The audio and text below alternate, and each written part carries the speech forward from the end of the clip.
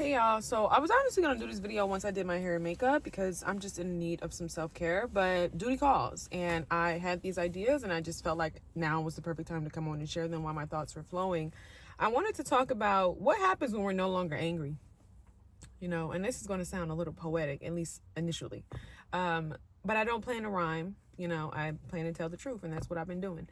So, what happens when we're no longer angry? This is something I was thinking about as I'm taking steps to better myself, better my life, as I'm overcoming, just terrible narratives that have persisted in our community that have held us back, right? Things that have hindered us from being a part of society. And I don't want to say assimilation, because I tell you guys all the time, I'm at a point now in my life, and I think we all are, with the education that we've received from technology and independent study, we can finally acknowledge that, the lies, right? Black people are just as much as Americans as everybody else. We can't go to no other country and exist and, know the customs and, you know what I mean? Regardless of what they say, we're not African, right? We're black, we're black. We can say African American, yes. African American, that would be appropriate, but yeah, y'all know what it is, so I was just thinking, what happens when we're no longer angry? And I was thinking about this, having moments in my own personal life where there's breakthrough, right? There's breakthrough, there's a little less struggle over here, there's glimpse of hope and faith, that is working, right? And you're essentially working to get out of survival mode, because that's every black person. I don't want to say every. I know y'all hate when we say every. I won't speak for all of you. But a lot of us start from nothing. A lot of us come from nothing. And I'm not just talking about economics. I'm talking about nurturing. I'm talking about care. I'm talking about adequate, proper guidance, right? So many of us are being parents to parents. So many of us are navigating very toxic relational dynamics with the people that are supposed to be guiding us, the people that are supposed to be, ensuring that we are safe and that we have what it is that we need, right? The people that are supposed to invest in us, right? Invest in our dreams, invest in our goals so that we can be the next Ryan Coogler or Beyonce or whatever the case may be. So many of us don't have that, right? So many of us don't have people that are pouring into us. We actually have people who are doing quite literally the opposite, right? So you're overcoming that. You're overcoming communal narratives, right?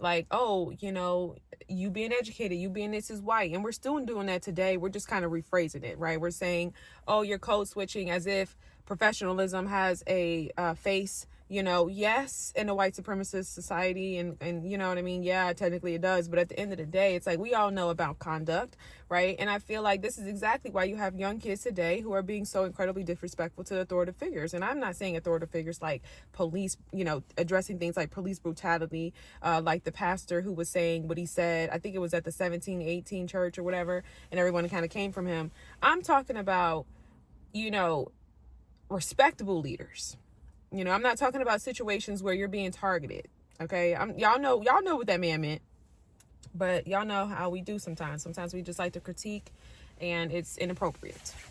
Nonetheless, so you have these kids today that don't respect nobody. They show up to school and they're wearing pajamas, and everybody, the teachers, everybody want to come online and talk about it like this is a parental issue. This is a communal issue, right? This is exactly why you have the conversations about college and who's uneducated. Why are they uneducated? Because communally it's socially acceptable. I was listening to one of the more, I don't want to say praise, but one of the more popular, feminine coaches. And she just was talking about how, within the black community, our culture, as it relates to black men, our culture praises black men, right? Or maybe they praise one another for gaming women, for running through women, abusing women. That is their rite of passage to manhood, right? Whereas other cultures, the rite of passage is education, it's family, it's stability, it's discipline, it's these things, right? And so I just was thinking about this, you start talking about college and stuff like that. We all know that college was something that was shunned. If you went to college, it was people were kind of looking at you sideways. And if you did do it successfully, you definitely experience some level of alienation from your family. Being a first gen grad, it sounds like a very noble thing, and perhaps maybe it is, but at the end of the day, you do indeed experience some level of alienation from your family, and they don't want to better themselves. They don't want to go to college. They don't want to do nothing. They want to do what they've been doing, and they want to do it peacefully, and they're going to tear you down when you try to do something else, right? And so this is the reality for so many of us. And I was just thinking, like, man, what happens when you get out of survival? What does that look like, right? Especially when we start talking about advocacy and reform. Like, I think about how, you're sometimes it can feel like you're screaming into a void. Sometimes it can feel like you're screaming into a void. The people who need to hear it don't want to hear it. They're not listening, and it's like you're kind of just passing through. And then I think, like, recently with the movie Sinners, I wanted to come on and give a movie review, and maybe I will later, hopefully, because I mean, honestly, I seen that movie almost like a week ago. So but you think about it, when we do make it, and when I say make it, I mean, our work is recognized, our hard work is paid off, like, you know what I mean? Like, we're doing brilliant things, whether that's artistry, film, things like that. It's heavily scrutinized, you know what I mean? It's heavily scrutinized, by us. This is when we start bringing out things like demonology, right? We're like, hey, we're corrupted. And so it's like, where do you go in that type of, how can Black people exist even in their own paradigms? You know what I mean? Like, and so I'm just saying, like, what happens when we're no longer angry? Because something that I realized, once you reach a certain point in your life, let's say you land a family and your family is stable, you have a great husband, you guys are doing pretty well for yourselves, you know what I mean? And I guess maybe I can speak on this from a woman's perspective. You have a husband, he's great, your career is going great, you're no longer struggling, surviving, like, you're doing life and you're lifing well, right? Like, you can afford to go to Pilates, you can afford to get your fresh juice from the juicery in the morning, you know what I mean? You don't have to settle for McDonald's coffee. You know what I mean? Like, you can buy the products that are best for your skin. You can invest in, a personal trainer or whatever it is, right? Health and nutrition, because that's a huge thing, right? Like, you can't possibly function where you're eating Wendy's and McDonald's all day, which we know fast food restaurants target impoverished communities. If you go anywhere else that is not an impoverished community, you are not going to see a Wendy's and McDonald's, but you're not going to see all that. You're not going to see all that. Right? So you have food deserts, right? A lack of nutrition makes it really hard to think, makes it really hard to, focus on anything and concentrate. And it keeps you, I think it honestly sets you up for a lot of gluttony, eating disorders and things like that. But let me stay focused. So what happens when you're no longer angry? I think when we're no longer angry, we can kind of start to, maybe our political and our, I don't know. I just think we kind of start to shift and become more progressive, right? And I think that's the same thing with white people. When white people are no longer hateful, when some have actually done the work, the very few that have done the work, they're able to hang out with Black people and appreciate the culture, not appropriate the culture, but appreciate the culture, you know what I mean? Like, and I don't want to go too heavy on that, because I still just think that work, it's very deep. It's very deep. I feel like racism is a work that is very deep. It's a lot of lies that they have to confront. But nonetheless, there's harmony. There's harmony. And I just think that there's really something said in that. And I think, like, just from a woman's perspective, I don't know. I don't want to say that softness that we reach for or whatever the case may be. I just think that life looks different. Life looks different. And, no, I'm not saying I'm going to give me a white man. That's not what I said, jokingly. But what I am saying is I really do question, what happens when we're no longer angry? I think we're constantly put in a space to be angry. There's always someone talking about sharing some racist thing, you know what I mean? And yes, the work is continuous. We do need to say, hey, we exist and we need to show up. But like I said in the last video, I feel like for so many of us, showing up is being the best we can be with the gifts we've been given in the field in which we're in. You know what I mean? Like, hey, if you're in HR, start to look at some of those, start to hire and employ Black applicants, stick up for Black applicants, like that applicants, that's your advocacy. If you're in film, depict media that shows historical, context, right? For Black people, in gospel and spirituality and music, okay, and on all fronts, right? Everybody's spirituality. You seen who the devil was. You seen who the vampires were. You know what I mean? Like, talk about it. You know what I mean? Advocate, educate your communities, and you can do that through artistry. I think if you've done the work, you know what I mean? I mean that hard work of like understanding yourself, you know, doing the studies for your culture, then yeah, you can absolutely intertwine artistry and educate people in such a profound, brilliant, and perfectly streamed way, just like was in the movie Sinners. And so I don't know. I just wonder what happens when we're no longer angry. Like, I really feel like we're able to survive. I think we honestly become different people. You know, I think we quite literally become unrecognizable. You know, sometimes this survival can just feel so natural. It's all that you know, that, you know, taking the steps to thrive, it's scary. You know, it's literally scary, because it's like, if all you know is survival and struggle, you don't even believe that something else could possibly work, because you've always had to brace yourself for disappointment. Okay. And when you have the people around you that should be supporting you, but they're backbiting, they're jealous, they're cutting you down. And let me just say this too, like, one thing I try to do on my channel, because I'm a heterosexual, is I try to bridge the gap between black men and black women. I try my best to have like conscious conversations. So I kind of be zoned out when I'll make a post and I'll state something like, hey, listen, this is something that we're missing from this conversation about black men in college. For example, look at my recent shorts, right? Like, we're missing this from the conversation. Or black men, like, you know what I mean? When I try to uplift the very few that you guys say exist, those good black brothers, you know what I mean? You guys attack me. Y'all attack me. Like, I don't understand. Like, what are we doing here? What are we doing here? Are we uplifting one another? Are we leaving one another in the cold? Like, what are we doing here? Are we giving a voice to the voiceless? You know, like, I don't really understand like what angle you guys be wanting me to come from when it comes to that. Like, I'm not here to make excuses for anybody, but it's like, okay, if we're going to acknowledge that, hey, not every black man is X, Y, and Z. Okay, then let's acknowledge that not every black man is X, Y, and Z. Let's acknowledge that, hey, maybe there are some good guys. Like, what are we doing? What are we doing? And you guys be attacking me like I don't understand it. And it don't be women. It be men. So I feel like the self-hate, y'all got to work through that, because listen, I'm not the enemy. But I was going to say, you know, in this toxic, you know, familiar structure, it exists across the board. I know mothers who resent their sons, who won't pour into their sons, won't give them, you know what I mean? Because they have a disdain for black men. They have a disdain for these boys' fathers. Like, that's very real. There was a video that went online, and let me just say this too. It's kind of hard to kind of like take content and make a think piece about it, because I feel like a lot of it really is just rage bait. A lot of it gets a lot of clicks. If you do a commentary on it at the time, you know what I mean? It's going to do the views, it's going to do the numbers. And so I feel like some people, you know, kind of, you know, take advantage of that. But there was this mother who was doing this little joke with her son, calling him daddy, like in a very sensual type of way, you know?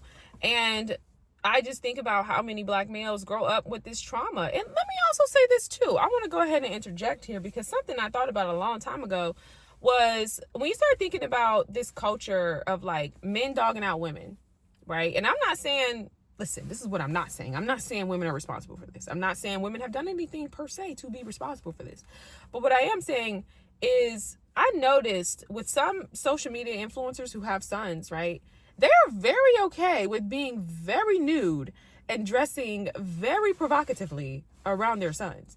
And when I think about the normalization of this, because, you know, we'll tell women, well, whatever, he shouldn't be looking, or whatever, that's a mother-child relationship. When boys get into adolescence, things change. You know, puberty, things change. It's no longer like, okay, this is a baby, this is a 2-month-old, they can no longer see. You know, I just think that like something I've noticed with some mothers is there's no boundaries in, hey, I'm a woman, let me not show my son who is at a reasonable age certain body parts. Let me dress more conservatively, you know? And so I think in the ways in which, you know, black men are socialized to use, dog, and abuse women, something about that hyper sex culture within black males, I do think that maybe that we should take a look at some of the single mothers who are parenting these boys. You know what I mean? Because what does this look like? What does it look like when your mom is showing up and like, what are we doing here? Yeah, I'm sure quite naturally they're going to be grossed out, but it's like when you start talking about this type of behavior at this very young age, right? The Oedipus complex, okay? Confusion. That's confusion, perversion, confusion. Things get a little like, I don't know. I just think that like there's something to be said there.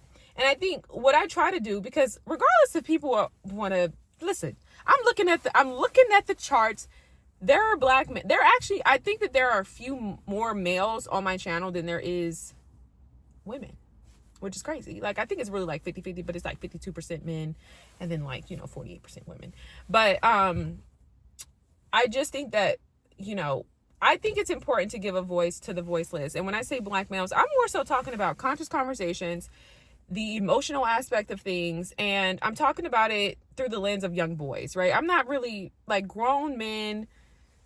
Like we're grown at this point, like I'm not necessarily like in that space trying, you know what I mean? Because when we really think about it, like who's going to become the men, right? You say good guys, like I think the breeding ground is young boys, you know what I mean? Like for them to be upstanding and do things differently. Like I don't think we're not going to be screaming into the void for men that are like 50 messing with 19-year-olds. Like we're just not going to do that, But I think there's a lot of stories that men are going to take to their grave that someone actually commented on here and we were talking about that. And it's like, there's so much that I think goes into that we just don't know. And I'm pretty sure that's got to be pretty traumatic.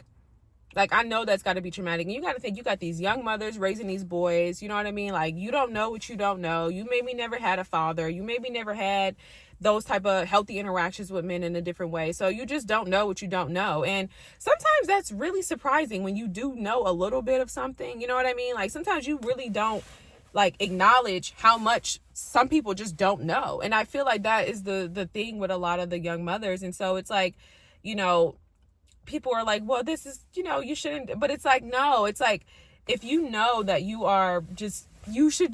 I just think there comes a point in time where, this is all I'll say too, like, I know everyone's talking about motherhood and they're talking about it from the stance of financials and more so using children today as a scapegoat for Black communal problems as well as just societal problems, right? Children aren't the problem. Okay, children aren't bothering anybody. You know what I mean? Children don't have the means to harm you, harm me, make decisions that are, you know what I mean? Like they just don't. Children just exist. They just exist. They're just growing up and they're just existing. So I really don't think that children are the problem per se. I think, the problem is like having children before you're ready as a woman to like matriculate into womanhood.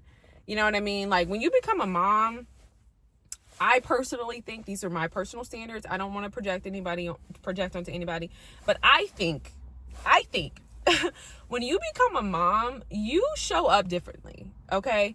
You can still be beautiful and classy. You can still be, flirtatious, you know what I mean? And give a little, you know what I mean? Like, okay, do you, girl, but you can still be flirtatious. That's the word I'm going to use. But I think there gets to a point where it's like, when you become a mom, you're no longer 23. You're no longer 22. You're no longer 21. Like, that's why I was so adamant on not having children at a young age, because I wasn't ready to be nobody's mama. Not only was I emotionally immature, mentally immature, I just, I was not ready to be a mother, but more importantly, I was enjoying my youth. And this is, again, why I will debate people down about having developmental markers in life. You guys be like, oh, everyone is in their own path. No.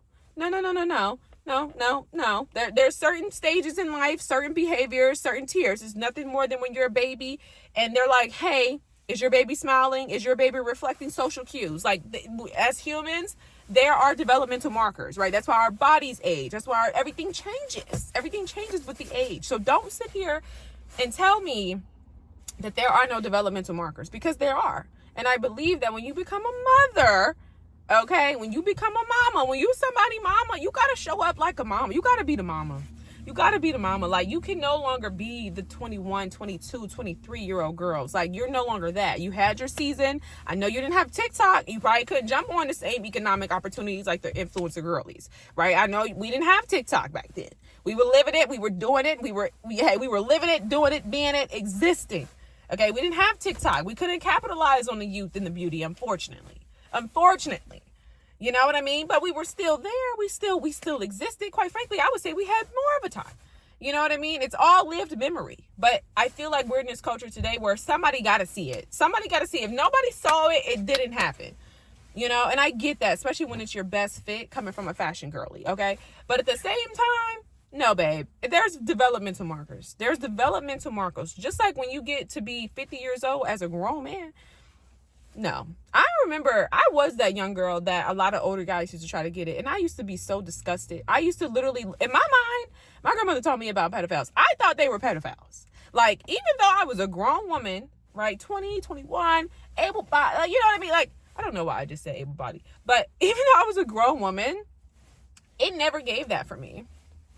It never gave, ooh, sugar baby. Absolutely not. I used to get disgusted with men who used to have all that taco meat and hair on their chest as a young girl. I used to be disgusted with men who had gray hair, and I'm fly, I'm fabulous, I'm 21. Like, ew.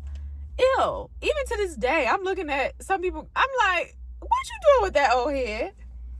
That's all that be trying to get at me, old me. I'm like, listen, I know I got a little wisdom on me. But I don't know. I think those relationships, oftentimes, they feel incredibly predatory, right? I think even in the best, strongest desire, right? And you're like, hey, listen, I know this guy. He probably likes me. There's always going to be this huge imbalance. And it's going to come up when you actually sit and talk with him. It's going to come up when you have a conversation with him and you're being honest and you're being genuine and maybe you're trying to share an intimate moment. And it's giving Big Papa. It's giving ill. It's giving gross. It's giving don't touch me. It's giving, what am I doing here? What is going on? You know? So we have to grow. We have to develop. That's life. Okay? That is here's a fun fact. Humans have a lifespan. Just like birds have a lifespan. Just like fish have maybe not goldfish, but fish have a lifespan. Okay? Everybody has a lifespan. Okay? You don't spend your entire lifespan in one doing the same thing over and over again. Okay? And this is not just for women. This is for men and women. This is me sharing my 2 cents and my opinions. Okay? Unfortunately, it comes to the point where, you know, I have to sacrifice. You know, I can't be showing up belly out, cheeks hanging out the skirt. And I never dressed like that anyway, but I'm just saying, like, I couldn't show up like that as a mother. Now I got to go get my baby from my grandma's house after I leave this brunch. I can't do that. I can't be walking around the house in some Victoria's Secret booty shorts with my sons around. What are we doing? What are you doing? What are you doing? And I think in all the ways we protect our children from corn, let's not be the live representation of that. Let's not, like, you wouldn't show that to a 5-year-old. So let's not exhibit that in real life. Like, I don't know. And I mean, I think for me, as someone who had their own unique experiences, maybe I was taught to be conscious of my autonomy.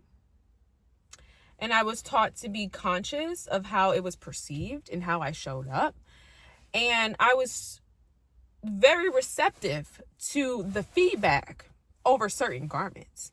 Quite frankly, even just being a little girl and being so pretty, like, I was a really cute girl. I'm not too bad today, but I've aged. I was such a pretty little girl that I would notice how men would stare at me. Like, I literally have experiences and I'm just like, I literally, and it just would creep me out because just energetically, you know what I mean? I think from a spiritual, empathetic standpoint, like, I felt the predatory eyes and it was giving, like, I feel unsafe. So I don't know, you know, I just think that we are headed down a pretty dark path, but nonetheless, I was coming on here to say, what happens when you're no longer angry? You know, are we going to constantly stay in this state of anger, right? Are we going to just constantly find things to be angry about? I mean, we really do have a lot to be angry about, quite frankly. But I'm talking about people who have come from, like, I don't want to say the trenches, because I think when I say the trenches, you guys be thinking like rap video. You know, we can never acknowledge like, okay, yeah, some Black people are struggling and are impoverished and are really dealing with economic inequality. And not all of us sound like a third grader. You know, not all of us read on a third grade level. Not all of us, you know what I mean? Like, I could be struggling paying my bills and still show up in the world and be presentable. You know what I mean? Like, so I can't give you a hood story glorification. I can't play into that fantasy. But what I will say is that, you know, when you reach a point of stability in your life, I do think that the conversation looks different. I think you show up differently. And I think just as a woman, you have the opportunity to just feel a little bit more secure. And I just wonder, what does that look like? You know, I do feel like for the women who are in that space, you know, that's the thing about like theory and truth, right? It's like you can go straight through, you go to college and you do your thing, you're making the money, you're all of the stuff. But you don't got that grit, you know, you ain't got that real life, that real, you know what I mean? And this is exactly why Jesus, okay, chose people who just was in the world. They was in the world and they was doing some crazy things, because quite literally, I feel like people who live very narrow lives straight through and through, I love y'all. And I think it's admirable. And, you know, that might be my child, because I am not sending her out here to suffer. But she's going to have her own experiences. I just think you guys are a little narrow. You know, it's like you got the theory without the compassion. You know, you got the theory without the empathy. You know, you got the theory but not the real world, like understanding for reality. You know, you got the facts but you don't got the truth. You know, so it's like, I don't know. You know, I don't know. So I'm grateful to have come from the back and on my way to the front, because I just feel like it has allowed me to be very well-rounded on all angles. And so, yes, when I talk about Black men and I'm sharing a perspective from an empathetic standpoint, maybe we shouldn't come in the comments and say things like, oh, well, at the end of the day, everybody's got a choice. You guys do the same thing with mothers, right? Single mothers. I tell women all the time, babe, you were 17. You were a child. You were a child. A child. Okay? A child. You were a child. My generation, and I'm going to close, but my generation, I think we were the last, I don't even know if we were the last, the first, or the only generation to get sexual health education. Like, I remember seeing images of HSV2. Okay? I remember, you know, having conversations about, you know, all different kinds of things. Let me just say that, because I don't want to make this, like, I don't want to sound too comedic, because this is serious. And I was educated about contraceptives, right? I was educated about that, and it was accessible for the women in my generation. So being a single mother was not the worst thing in the world. It was highly preventable, right? And it's a sad thing, you know, as we close and, you know, you start thinking about motherhood for a lot of women and how women are opening up. And, you know, like I said, you have the facts, right? The facts. Okay, yes, there's a movement. Women are choosing to be childless. Okay, that's the facts. But the truth, for a lot of women, you're not going to find a partner. You don't have the opportunity to meet with someone. And that's not an ego stroke. That's more so like a very sad evolution. But like, I don't know what's happening in the world, but like from an evolutionary standpoint, that is actually pretty sad. Like biologically, you have desires, and you mean to tell me you can't even, there is no suitable mate. Let me not put this on women, and let me be mindful of how I express this, but like, you're telling me there's no suitable partner. Like there's nobody who can, there's no suitable partners. Like, what are we talking about? Like, that's insane. That's insane. Insanity, you know, insanity. So it's like, that's the truth. It's like, it's not a choice for a lot of women, you know, it's not a choice for a lot of women. And even when you start thinking about abortion and pro-choice and the shame around that, especially from the lens of Christianity, it's like people make mistakes, okay? Things happen, right? And it's like, for so many women, it's like, it's not even, you don't be, if you, we're obviously talking about, you're past the point of, like, we're past education about, you know, contraceptives. You find yourself in a very tough situation. And it's like, I cannot afford to have you know what I mean? And so it's like the abortion, even in that self, wasn't even an act of pro-choice. You didn't have a choice. There's no way possible, you know? And of course we have faith and we encourage those who want to, you know, be mothers and so forth. But it's like, I'm just telling you, I think for a lot of people who are poor and who are impoverished and who are women, I really don't get a lot of choices in life. You know, you do the best you can, but a lot of times you're not as liberated as you think, you know? And so I don't know, maybe that's the price we pay, you know, as we are surviving. We get to a point where we can actually make choices and have choice. I think that's exactly what everybody is striving for. And because everybody is striving for it, of course, America has raised the bar, you know what I mean? But yeah, this was a fully loaded conversation. I don't even know what my premise was. Oh, my premise was, what happens when we're no longer angry? What happens when we're no longer angry? You know, I think we can thrive, but I also think just the spiritual heartbeat of America is to keep us angry, you know, so that we cannot thrive, so that we cannot exist in our gifts and advocate in a way that is reformed, refined, and more aligned. Peace up, A-Town down.